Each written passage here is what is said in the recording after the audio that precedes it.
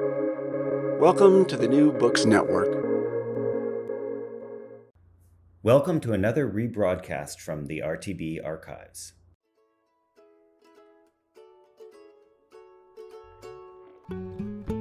Hello and welcome to Recall This Book. This is John Plotz, today your solo host traveling the globe, at least as far as Southern Ohio, to bring you an interview with the filmmaker Mike Leigh, seven-time Oscar nominee, winner of various BAFTA awards, born Manchester in 1943, and making remarkable films for almost half a century now.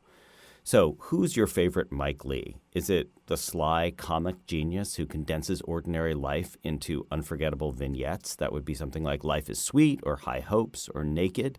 Or do you go instead for the grit, the squalor, and awkwardness of what it means to be stuck in class-based social misery or to try to fake your way out of it? That would be films like Abigail's Party, Nuts in May, Meantime, Hard Labor. Or how about his more recent period films? He calls them that in contrast to what he calls the chocolate box style of history filmmaking.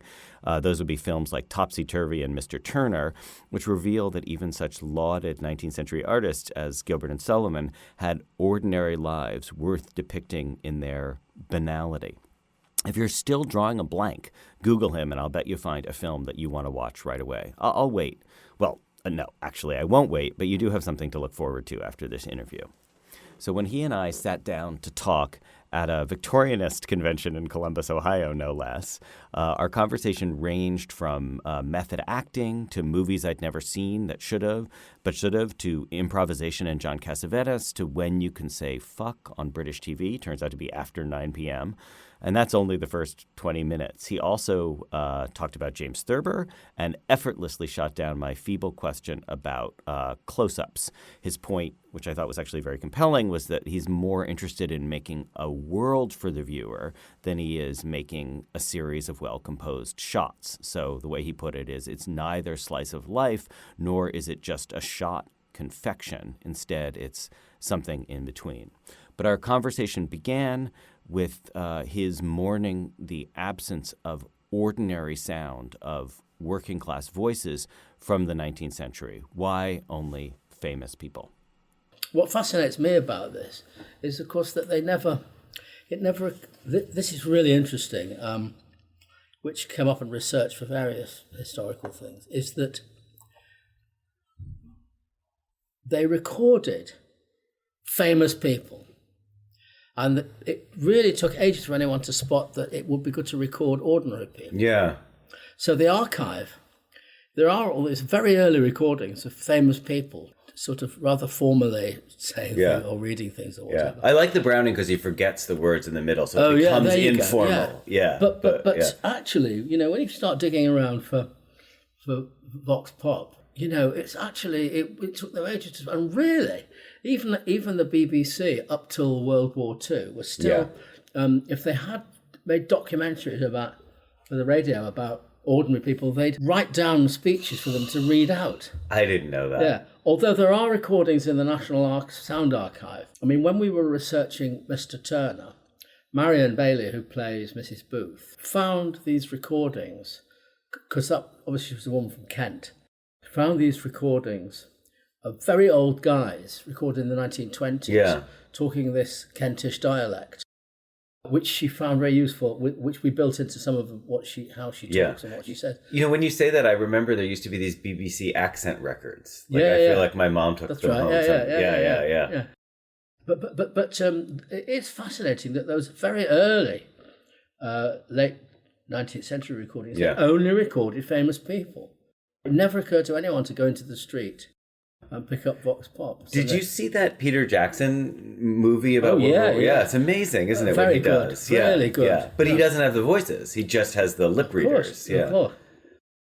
But but a lovely job actually. But it's crazy to think about that you would have accurate visual capture of people, but you wouldn't have their. It never occurred to anyone. It's extraordinary. And the amount of footage of ordinary people doing ordinary things on film. Right. I mean, people leaving a factory at Lumière's. Everything. The actualities. We did when we sat down to do Topsy Turvy. The BFI gave us 2 hours of footage shot in and around London between 1896 and 1901. Wow. And there was 2 hours of it. It's a massive amount. People got, I mean, the thing was only invented in 1896. Yeah, so right. within minutes, it seemed, people had cameras all over the show. I went and looked at that same footage. I was writing a book about crowds in the 19th century, and I looked to the BFI. Yeah, I saw some of that. I mean, it's there's amazing. massive amounts of it. Totally, And, they filmed everything, and it never occurred to anyone to record. It's extraordinary, isn't it? Actually, that leads into one question I wanted to ask you, Mike, which was about, for you, the differences between your TV films and your films. Like, were the TV film? I mean, does that category make sense? I mean, things like Nuts in May. What's the question? Well, the question is, like, formally, was that different? I mean, it wasn't tape versus film or anything like that? No. The only things I did on tape were those studio productions, Abigail's Party and The Permissive Society, which were 5-camera studio jobs. But everything else was on film. So there were films. I mean, we didn't obviously make them to the same motion picture standards that we would with a 35mm feature film, of course. But does that mean you were using 16mm? Oh, not 16mm. Yeah. But then we even Vera Drake was shot on Super 16, believe it or not, because of the quality we could get. No. They were films, and I regard them as films. And nothing about them fundamentally was any different from making a movie, really. And were you caught up in any TV constraints? Like in America, it goes hour by hour, but I guess in Britain, the TV slots, they didn't tell you it has to be 92 minutes exactly or anything like that. No, they did, but they were very, very fluid about it, actually. So, I mean, like 4 Days in July, which is my film about Northern Ireland, was supposed to be, I think, 75 minutes, and it was actually 96 minutes. And they made a fuss for about 2 seconds. But, the fact was, unlike ITV, where they had commercial breaks and all of that, like here, it didn't really matter, and it was actually flexible. And the only constraint of a sensorial nature was that you couldn't say fuck. But you could show abortions, for example? That was all right? I never. Oh, I mean, you... No, sorry. I'm talking about my television films in the early days. But in hard labor, I just mean you don't show an abortion, but I mean that the fact in hard labor, there isn't what abortion. Oh, what am I? Well, they talk about it. They talk about it. Sorry, but you couldn't say fuck. The first film I made where anybody said fuck was Meantime, which was made for Channel 4, and we knew what time it would go out, and therefore by what stage in the film after it was a 9 o'clock 9 o'clock hour, but of course now you can say whatever you want, basically. I was going to ask you about Meantime. It's such an unbelievable cast in there. Was that like Tim Roth's first? Was that his first film? Second. Wow. Did you do his first as well? Or? No. He was in a film with that Alan Clark made called Made in Britain. Just before that, and that's really how I found him. Alan Clark said, "This kid's good." Yeah, no, I mean there were actors from he and if the question is, did we know Gary Oldman's brother? We didn't know they were going to become megastars. Yeah.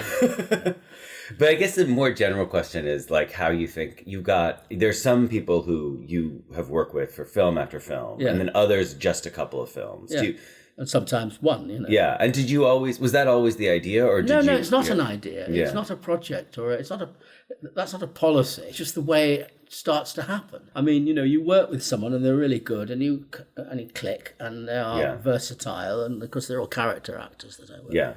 And so you go for it again, and so in some cases again and again and again. But there's no construct in it. I mean, and there are people that I've worked with, and want to work with again, and every time I'm doing something, they're not available, and so on and so forth. And there isn't a film of mine where you don't see somebody that I've never worked with before being brilliant, you know, not least young actors. So it's not. There's no policy in it at all. Actually, I mean, people talk about the ensemble, and it's all rubbish, basically. It's people come and go, and, Because I know a young filmmaker from Argentina who I think, inspired partly by you, has just an ensemble that he works with. Well, I understand that a family form. There is a kind of... that's what it feels like with his films. Yeah, there is a sort of... There's obviously it isn't for me to talk about, but there is a sort of, I suppose, a kind of inner sanctum of people who have worked with Mike Leigh, because we do stuff that doesn't happen on any other kind of film, in the nature of the thing. Yeah. It's sustained and long, and people are really have to do it. There's no messing about with it. Yeah. But it's not. But not only do I resist the notion of an ensemble, but actually I resist it only because it simply isn't accurate. Mm-hmm. And I don't, if some force or authority said, okay, here are these 10 actors, and you could only ever make films with these 10 actors, I would regard it as a remarkably constraining. Actually, it has no inherent virtue at all. I mean, I can understand theatre companies of certain kinds for whom that is has a kind of logic. But in the nature of what I do, it just doesn't make any sense because it depends what you want to make a film about, really. Well, has it ever been the case that something happened during one film that then triggered on to like the next film? And you're like, oh, right, we can't explore this in this film, but then... No. You mean in terms of the content? Yeah, the ideas? content. No. No, and in fact, you can see by looking at the films that they are, whilst they're all tarred with the same brush, they all are pretty different from each other in all sorts of ways. No, that simply doesn't occur because, each... That's the same thing, really. It's that, that's the family, I mean, each film is a new proposition, really. Yeah. I mean, and all sorts of considerations come in, arise when you have the freedom to have... a blank canvas afresh each new time, because then you can because you see, in the end, I think this is probably one of the underlying points about what we're talking about, is I'm not concerned in the first analysis with, the nature of the ensemble or the nature of it. I'm concerned with the subject matter. I'm concerned with the world out there. And so when I look in that direction, there's that film. I look in this direction, there's another film. And so to be constrained by either trying to relink that film with this one or, trying to keep the same actors or whatever, those would be distractions and a red herring, really. So in terms of the world... Just one other thing about the actors thing is that apart from anything else, we are blessed in the UK with an incredible resource of actors, and there are too many actors to ever get round to, And and that's the truth of it, and there's several hundred more each year, from the drama school. So, I mean, the idea of sort of confining it to just a few actors in an exclusive way would be eccentric. You started out. Did you intend to be an actor when you started at RADA? No, I wanted to know about stuff. I see. So even at like 17 or 18, you knew it wasn't for you. Well, yes. I mean, insofar as one can report that at 17 or 18, I knew exactly. I mean, my journey to RADA at the age of 17 with a scholarship that actually, was as much as anything to escape. To escape home and escape Manchester and then get to London and do all that, and and to escape the pressure that was put on to be academic. It was the one thing you could do where you didn't need academic qualifications. You just had to pass the audition. And I'd been in plays, I'd put on shows, I'd written stuff, I'd edited by that time 2 different magazines. I drew cartoons, I did all of that, and were you aware of like the Angry Young Men and all that stuff? Well, yes. I remember drawing a caricature of an angry young man to advertise the school literary and debating society. But I was 13 when Look Back in Anger happened, so you kind of knew it was happening, but you didn't quite you weren't on it completely. Yeah. Was it all London, or did it have like a northern life as well? It did, but I mean, again, things filtered through, and you read the paper and whatever. But anyhow, the main thing was, but I knew it was all about making things up and writing it. I mean, I didn't. I suppose if I think about it, I don't know that I ruled out being an actor, but within minutes of being at RADA, I knew that it was about directing, and not least because RADA was rubbish at that time. I mean, it was old. No, it was old-fashioned, stale. You did plays. You didn't discuss the plays. You learnt the lines. Yeah. You learnt the moves. You didn't fall over the furniture. You never discussed what is this, and there was no discussion about backstory. There was no improvisation and all of that. Yeah. And it took minutes to start to react against that. So it was immensely useful from that point of view. And also, I mean, I hit town in September 1960. Well, I mean, the zeitgeist was about to erupt. Yeah. You know? We're talking 19. I mean, Shadows was playing as I arrived. The Nouvelle Vague was on the go. Yeah. You know, Peter Brook was starting to do his. Peter Brook, stuff. right? Yeah. You know, and then there were, of course, before too long, there were happenings and all the rest of that stuff going on, and it was all happening in art. You know, I mean, I remember arriving in London and within a week, in the first week, going to the great Picasso exhibition at the Tate, which was a mind blower, and then somebody's. And here's the other thing, which is really important. Up to that point in time in Manchester, and I went to the movies all the time as much as possible from the earliest age. Yeah. And I saw. And that being mostly Hollywood or all Hollywood, all Hollywood, or British movies. Yeah, I never saw a film that wasn't in English. Yeah, and within a week of being in London, somebody said, "Oh, they're showing a film at this arts festival," and it was this extraordinary film about this knight playing chess with.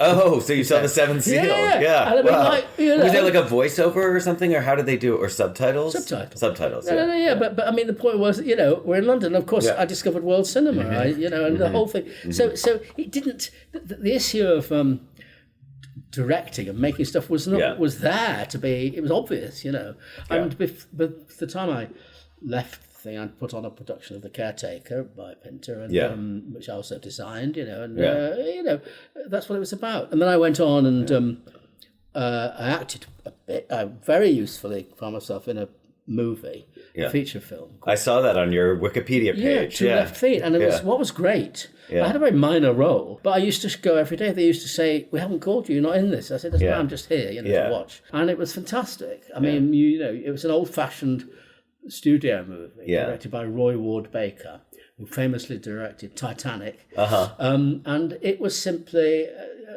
then I went to Camberwell Art School on the foundation course for a year. I did a year in the theatre design school of the Central School of Art, and I went to the London Film School at night time. And so I did all that, and then I started to make plays. Was there snobbery in the theatre world? Like we would, we wouldn't touch film with a 10-foot pole kind of thing, or were people always looking to get into film? Like, was there a fluid boundary between theatre and film, or a stiff? Yeah, I mean, I would say so. I mean. Of course, you have to reflect on what we mean. See, no, there was, because in fact, we're talking about the early 60s. Therefore, we're talking about the age of the period of the British New Wave. Lindsay Anderson, Carol Rice, Tony Richardson, John Schlesinger, etc. Now, those guys, first of all of those films, and this is incidentally why I never felt completely personally at one with what they were. What was great as they were looking at working class life. What was, however, the case was that all of those films, without exception, were adaptations of either plays from the Royal Court Theatre, or novels. There were no, whereas, so whilst looking at those and digesting those, one was also looking at, for example, Abu de Souffle, which of course is, as it were, painted on the canvas. It's raw, it's film. So, there's a lot to think about, But so as to the fluidity between theatre and film, no, I mean, the Royal Court Theatre and Woodfall Films, who made all those films, were part with the same guys, really.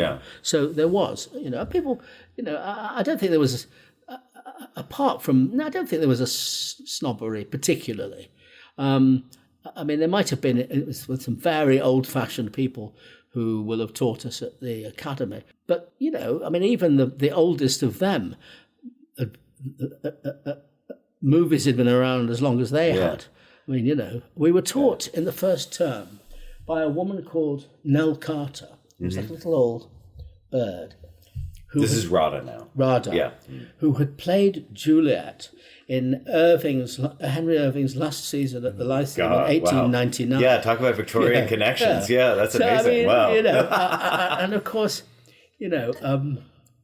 she she was no radical director. It was about it was very, very square. Yeah, yeah. But movies wouldn't have been a novelty to her. Yeah. I mean, they were happening when she was little. Right. So can I ask about this British New Wave? I've read about the Cassavetes connection for you, but I was wondering. In passing, just to round that off. I mean, the fact of shadows, particularly at the moment one discovered it, the fact was it had, in inverted commas, been improvised. And that was a radical and remarkable thing. Yeah. In passing, though it's not in the drift of what you obviously going to want to talk about, but in passing, I mean, my was things like the murder of a Chinese bookie, for example. Is that what it's called? Yeah, I can't remember. You know what I mean? Yeah. I mean, I've got a lot of respect for Cassavetes, but on the other hand, not always, because quite a lot of the time, what you are looking at are actors playing themselves and improvising on camera and letting their own shit hang out. As opposed to really depicting the world. Yeah. And although, I mean, it's got its own kind of dynamic quality, I sort of part company with it to a considerable extent, because obviously what I'm concerned with is not raw acting, revealing its innards, improvising in front of the camera. It's about distilling the world and making something very precise, which isn't about actors, it's about the world. Can I ask if that, I sort of had an inchoate question about, it seems like looking at your education that there was a period of method acting training, right? Was it the East 15 school? No, I didn't train. I taught there. Oh, you taught there? Some people have written that I've trained there. That's rubbish. I'm glad you said that. Well, I'll correct Wikipedia. I mean, I know. There's such a lot of rubbish in Wikipedia. I don't know who puts it there. By the time I went, that school came out of Joan Littlewood's stuff. Right. And I went and taught there and made a play there with them as well in 19... By that time, it was 1968. Oh, okay. I'd already been an assistant director at the RSC and all sorts of stuff.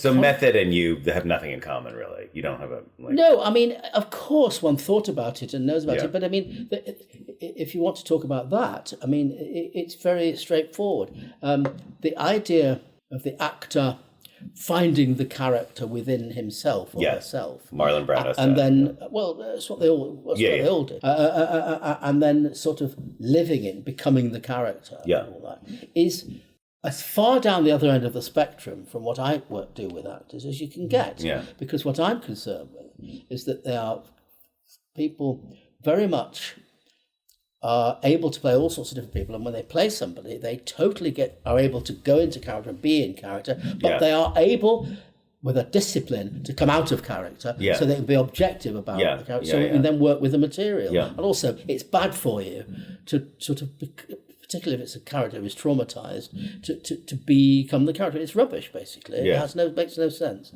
So in that sense, I absolutely, whilst I respect the integrity and the intentions of and the spirit of the actor studio, I completely, on a practical and philosophical level, part company from it. This feels related to me. You might not think it's related, but can I ask you, one of the things that I love about really all your films, but especially those early ones, is the power of close-ups, the way you use close-ups. I mean, to just kind of sit with someone's face while they're experiencing something. Is that, I mean, do you think of that as No. I mean, there is no... Again, there's no kind of aesthetic or dramatic or cinematic agenda about this. Yeah. When it needs to be in a close-up, it's a close-up. Okay. If it needs to be a long shot, it's a long shot. And if it needs to track, it tracks. And if it doesn't, there's no reason for the camera to move, it stays still. Yeah. I mean, that's all there is to be said about it. Yeah. I mean, I have no philosophy of the close-up because, and I don't think it, with respect, I don't think it's especially accurate or true to talk about the earlier films in relation to the close-ups, which implies that we don't have close-ups in the later films. No. Because, I mean, if you think about the opening shot of Another Year, for example, on Imelda Staunton, That's a massive close-up without anything preceding it. Yep. And you're thrown into this woman's crisis. Yeah. And you misled into thinking this is a film about this woman, and you hardly see her again. Yeah. Basically. No. I mean, I have no, it's the language of film, and it's there. It's like, in a similar way, Russian arc notwithstanding, which has got its own logic. I mean, apparently it would seem that Sam Mendes, produced by Steven Spielberg, has just made a film which is just finished called 1917 about the First World War, and it's all in one shot. Jesus. Yeah. Now, you think, oh wow, how cinematic. Now, have you seen Russian Ark? I've never seen it. Oh yeah. Oh yeah. You've never seen it? No. Is it worth? When you do see right. it, yeah, it's worth getting hold of it and the documentary about making it. Yeah. Oh no, it's essential viewing. It's mad. Is. Okay. It's mad, but it's it seems so mad. Yeah. No, yeah. but anyway. But here's the thing, and this is related to this. Yeah. The question of a fetish about close-ups. And that's your word, not mine. It is. No, it is. Yeah. No, but I'm referring to it as something that you may have been inadvertently accusing me of. Yeah. If you say, well, and I've fallen into this trap on a few occasions. You say, I know what would be great if we make all this work in a single tracking shot.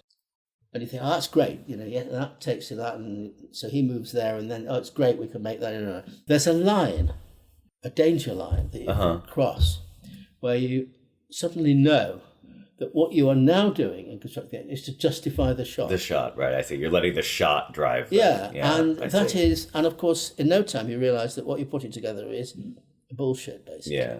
Because actually, if you simply create the action and then decide how to shoot it, that's what it's all about. Yeah. So I talk about that in the same breath as the idea that there is a thing about close-ups, or I hear what you're saying. You could argue, wouldn't it be great to make a film where everything's in a long shot? What does that mean? Some things are in long shot, and some things you need to get in there and share. Yeah, no, I hear you. That makes sense. Hey, can I say my friend that you had dinner with last night, Ivan, told me that you're going to go visit the Thurber house. Yeah. Are you a Thurber fan? Have been all my life. Me too. Yeah. All my life. Yeah. Drawings and stories. Oh yeah. Yeah. Okay. Oh yeah. Yeah. And when I was told that there's apparently a statue of a unicorn outside in the garden, I thought, that's great. And I love that cartoon that they made in the 1950s of the unicorn in the garden, which. I don't think I've seen it. No. Oh, it's online. You can find it. That's amazing. Yeah, I will. Yeah. And they've animated. It's a famous animation. Yeah. That simply was done in the style of his drawings. It's fantastic. Oh, that's fantastic. Because I think the movie of Secret Life of Walter Mitty is good, but it doesn't feel like Thurber at all. No, it's not. And why would it be? And why should it be? And how could it be? I mean, Thurber exists on the page. On the page, of course. But I mean, everything, including the 13 clocks and the wonderful and all that stuff. Those are childhood memories for me. Yeah. I mean, in fact, my cousin, long since dead, sadly, adapted the 13 clocks for the BBC Radio way back. Wow. When he was quite young, and they did it. But and the cartoon. I mean, the great achievement of a man who was half blind who couldn't draw. Totally. There's these fantastic drawings. Absolutely. That's kind of what I wanted to ask you, actually. Because, I mean, the writing is unbelievable, and the relationship to Mark Twain is fascinating. But, but the drawing, the way the drawing comes from, more than half blind, I think. I know. But it's and getting blinder as he drew. But it's the actual, it's his world that really one resonates with. Right. What have you done with Dr. Melmoss? Exactly, right. And that would be the first Mrs. whatever. Oh, like sitting up on the fire. What do you mean you heard a seal bark? But they work well. I mean, my dad used to read them out loud to me when I was a kid. Oh, really? I mean, they don't just work on the page, they work as a voice as well. But No, good. I look forward to that. So another question I had for you was kind of other art forms you think about, and you do drawing yourself, right? And have always done. Well, I mean, I'm very lazy about it. Mm-hmm. I guess when I went to art school, I can draw, and I actually in a parallel universe, I probably would have been a cartoonist. I think. But that should never be misreported as being I was a cartoonist. It's not true. I mean, I drew. But no, I mean, I'm very... and my son is a very successful illustrator. Oh, wow. One of my sons, the other one, a filmmaker. Toby Lee is the illustrator.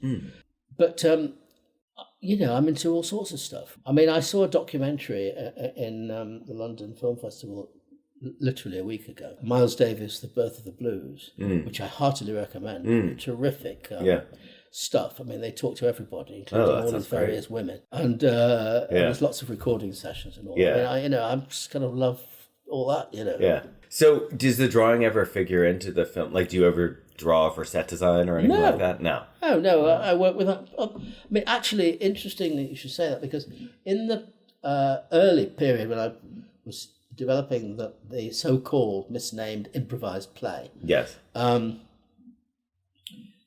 What name do you prefer then? Well, I only say that because, I mean, sometimes people want devised, but, the real point is, well, this is another matter. Okay, for years, I used to put, as you know, you've probably seen, devised and directed, and I changed it to written and, because that is really what I do. I'm a writer. Yeah. And it's only that I changed it because it's more accurate, but also to avoid confusion, so that people don't actually think it's just a committee job, which it isn't. Yeah. However, for the first sort of number of years when I put on plays on the sort of fringe theatre, before I could get to make a movie and before it got better, and it got better scope, better projects to do. And it was done very cheaply. I also designed my own shows. Then I started to work with designers. I work with the designers, and they do all. I don't do that.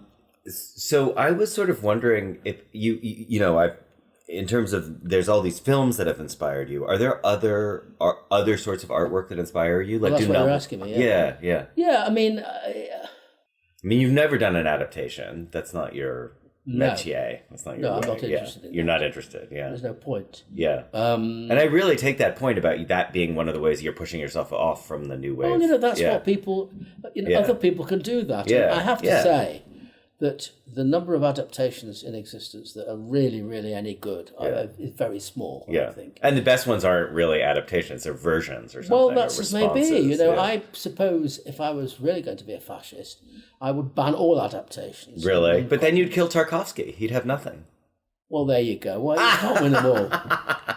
Tarkovsky was very nice when we were struggling to get Bleak Moments, my first film, shown in Moscow. Yeah. Tarkovsky was very, very helpful and constructive, just in passing. Yeah. No, I mean, about 9 months ago, I was in a conversation and the name of Philip Roth came up. Oh, yeah. And I said, Philip Roth. I read Portnoy's Complaint. And I thought, I've only ever read Portnoy's Complaint. Yeah. So in the last number of months, I've got pretty nearly only been getting my way through all of Philip Roth. That's awesome. And, it's just terrific. I just interviewed Zadie Smith about a month ago, and she talked about Philip Roth for about 15 minutes. She's just obsessed with him. And she's good. I like her. She is stuff. good. I like her.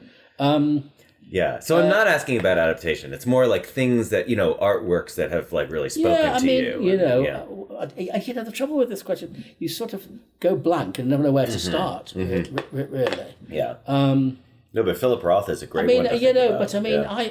I get a fantastic buzz out of Hopper, for example. Yeah. But you can understand that. Yeah. You're familiar with this town, are you? Yeah. So I went and spent a couple of hours in the cartoon. The Billy Island Cartoon Museum. Yeah, that's fantastic. I was going to ask you about that, actually. That's great. What a blow of a place. It's fantastic. It is fantastic, And also the way it takes cartoons back to the early 19th century, too. Those German books. Also,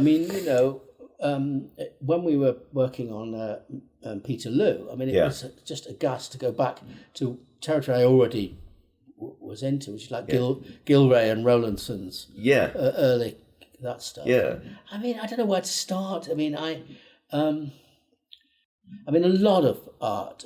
Obviously, Turner played an important part. Yeah.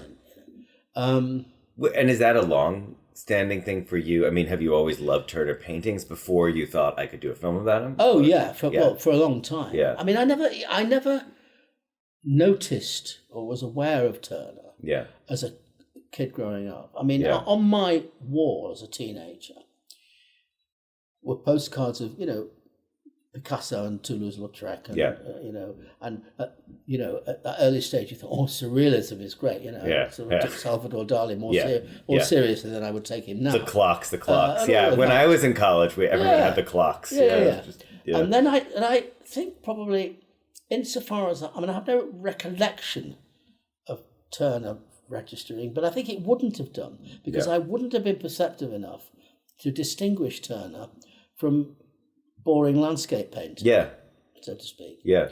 And then I was at art school and I shared a place with a few guys, and one guy who's remained a close friend had a big reproduction of Fighting Tamarin on the wall. And then one started to go into the Tate and look at the Tate, and he suddenly started to twig it and sort of think, this isn't just any old landscape painting, this is something else. So you're lucky to have the Tate to have that happen to you. Both for Blake and Turner. Absolutely. I don't know where else that could happen. No, of course. But the point is, things, whether you're talking about George Grosz or Otto Dix, or whether you're talking about Brecht and Weil. It doesn't matter. I mean, there's so much stuff that, and of course, there is cinema. Of course, Olmi didn't make The Tree of Wooden Clocks until 1978, by which time I was well up and running. But, that film is a massive blow-away as far as I've never seen it. Okay. I can't believe that. I'm an idiot. What can I say? Well, it's... Okay. I don't know whether you're an idiot, but you're certainly missing a trick or two. Yeah, that's fantastic. It's an amazing thing. Okay. So it's not, I can't say Olmi is an influence in any strict sense. And it's hard to talk about influences as such. I was definitely influenced by Beckett and Pinter. But as I say, can I just say Beckett is fascinating in that sentence? Because I think of Beckett as leaving everything out, whereas everything you're describing about your ethos is to try to get it in, It is, but then, of course, the job is to distill it. Yeah. And, you wouldn't have to bend over backwards to see Beckett's influence somewhere along the line. If you look at Bleak Moments, I'm sure you see. Mm-hmm. That is about, it's pretty distilled. It's not slice of life. It's not just let the camera run. It's not that. Slice of life is not what I do. But also Bleak Moments particularly. If there aren't, there are longer silences in Bleak Moments than any production of Endgame. But I don't know. It's hard. There's so many things. And apart from anything else, I spend a huge amount of time listening to classical music. But can we circle back to Philip Roth? Because that's really interesting to me. But you understand that I've only spent the last 9 months. 9 months, I know. I'm not saying it's an influence. I'm just trying to, I'm interested in what resonates with you. How much what his novels do. He's an ensemble writer in a way, because his same characters keep coming back. That's his thing. That is what's interesting. That is what's interesting. And of course, Ghost comes and then Exit goes. Yeah, and also to do the thing he does, which is a whole different ball game, which is to dramatize himself and dish himself up in different guises, but it's still him, and on the whole, I'm not interested in films about films. And the only exception in my work is Topsy Turvy, which is a film about theatre. I read Roth and you think, but this isn't writers writing about writing. But that's his prerogative. And the real point is, what does he do? What's it about? It's about humanity, Also, I come from a Jewish background, and so there are things that are in there that just sort of resonate with the world I grew up in. I saw you've done a play that sort of speaks to Jewish things. 2,000 years. Yes, it did. In 2005 at the National Theatre. But Roth, that world, sometimes, quite often in fact, resonates with, at certain levels, with You recognise some of the characters. No, but the connection I was trying to make was that you were saying, in a way, even though Topsy Turvy is in a sense, I think you could call it a period piece, but it comes out of a life that you feel like you know. Yeah, totally. Not just in a historical way. No. As I said last night, we were turning the camera around on what we do. We who make plays and films and entertain and take very seriously the job of entertaining other people with our trivia. Yeah. You said profound trivia, which I liked. No, I always say that, yeah. Well, what do you think? What does that mean to you when you say profound? It's just cheeky. There's trivia and there's profound trivia. Yeah. You can work that out for yourself. Can I ask what your new projects are now? Fair enough. Not least because most of my films and all of my plays, and most of them, which means all of them except Topsy Turvy, Mr. Turner, and Peter Lou, have all been projects where we've said nothing to anybody, including the backers, and we said, give us the money and we'll go off and develop a film, and the film comes out of it. Yeah. They've all been made like that, and the one I'm going to do next, whatever it is, will be no exception. So therefore, I'm not saying anything to anybody, but the reason I, in any case, can't precisely say, wouldn't be able to, even if I wanted to. I mean, there are millions of ideas going around in my head at any given moment, but it's because I don't know how much money I'm going to have. Yeah. And until I know that, I will only know the size of the scale of the canvas, and then I will be able to decide which direction to go in. But there's lots of possibilities. Yeah. There's no shortage of things to deal with in the world at the moment. Yeah. So does that mean you want to talk about Brexit, or do you not want to talk about Brexit? I'll talk about Brexit at this moment. I know, right now. Even as we speak. Yeah. No, my partner Marion and her daughter have just sent me a picture of themselves at the rally. Oh, at the rally. Which is going on all around Parliament. Right. While it's all going on. I mean, by now it's probably over, I should think. Yeah. I hear there's some Tories speaking at the rally. Oh, yeah. There will be. Yeah, of course. Yeah. No. Well, what is there to say about it? It is a 100% guilt-edged total disaster. Yeah. It should never have happened. Yep. It's a complete folly. It's a complete waste of time. It's the most destructive, dangerous disease which will last for decades. Mm-hmm. And you mean whatever the result of this, it will last for decades? Or... Well, if it was cancelled, and if second referendum ordinary or relations whatever. were restored, that you might be disposed to say, well, then everything will be back to normal. But of course it won't, because there'll be riots from the people that still ignorantly want to leave. But also a massive amount of time, effort, energy and money has been expended and wasted on the half possibility. Yeah. It's completely ridiculous and irresponsible on every level. Do you take it as ridiculous and just like a mad folly that somehow happened, or do you take it as symptomatic of a direction that Britain, or maybe Britain and America, are heading now? Well, it's a direction in which the world is heading. Yeah. That's what I fear. Yeah. Well, it's a fact. Yeah. There's no question about it. The rise of the far right, the ethno-populist or ethno-nationalist, everywhere. Yeah. I mean, we are into, 1930s territory. Yeah, and actually, it's worse because we're in this age of mass communication. Yeah. To which the 30s bore no resemblance whatever. Yeah. And that's got a great deal to do with it. Right. They have Cafe, we have Twitter. Yeah. Yeah, and beyond Twitter, I mean, it's welcome to the 21st century. Now, after nearly 2 decades, we find ourselves in what we now recognise is actually the 21st century. Yeah, right. Yeah. So I far from wanting to talk about Brexit, apart from not wanting to talk about Brexit. I mean, I think it is it's a total and devastating disaster, really. Yeah. Do you see are there any lights at the end of that tunnel? Anything about the 30s analogy that makes it look nothing? Well, you helpful. Tell me what that. I don't know. I'm asking everyone that. I don't know. I mean, it's hard to see it. Yeah. It's hard to see it. And as to Trump and all of that, I mean, it's beyond. Thurber has this story about the greatest man in the world. Remember? No, I don't remember it. They hire it's called The Greatest Man in the World, and they've built an aeroplane that will fly non-stop right around the world, and they're convinced it'll crash. Yeah. So they find a guy who's an idiot because they know it'll crash. Yeah.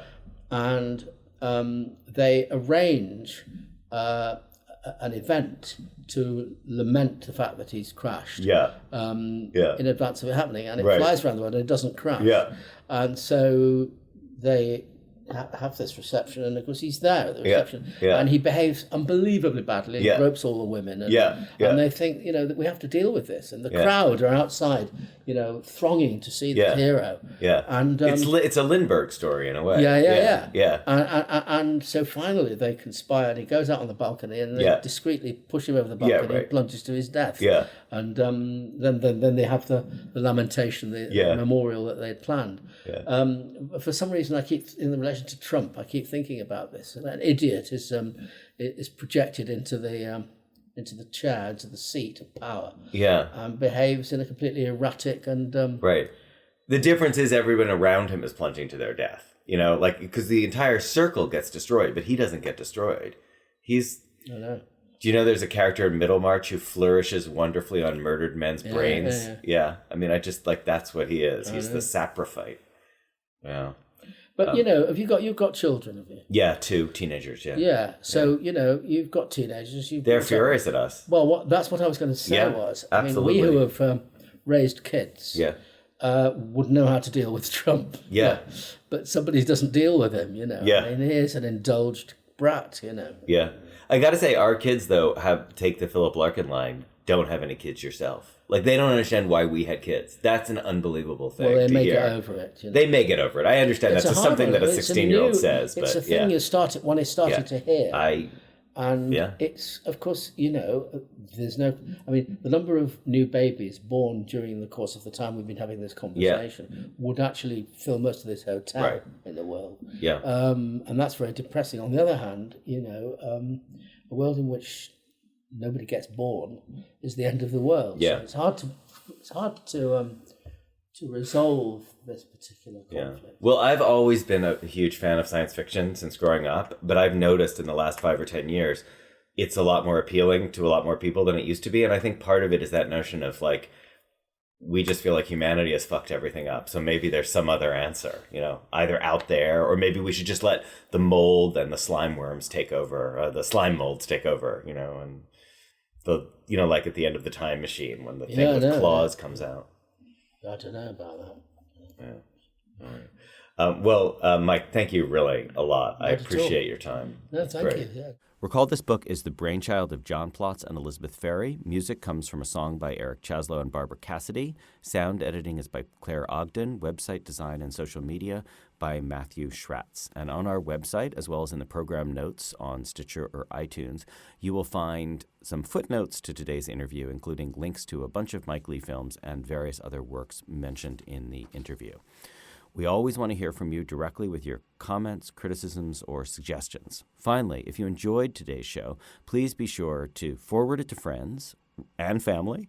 Please, and write a review or rate us on iTunes, Stitcher, or wherever you get your podcast. It makes a huge difference to us. We're very appreciative. You may be interested in checking out past episodes, including interviews with Samuel Delaney, Chinese sci-fi great Cixin Liu, and Zadie Smith, who needs no adjective. Upcoming episodes in our jam-packed fall include a conversation about scientific collaboration and why it's better than humanistic collaboration with the string theorist Albion Lawrence. Thanks for listening, and we'll be back soon.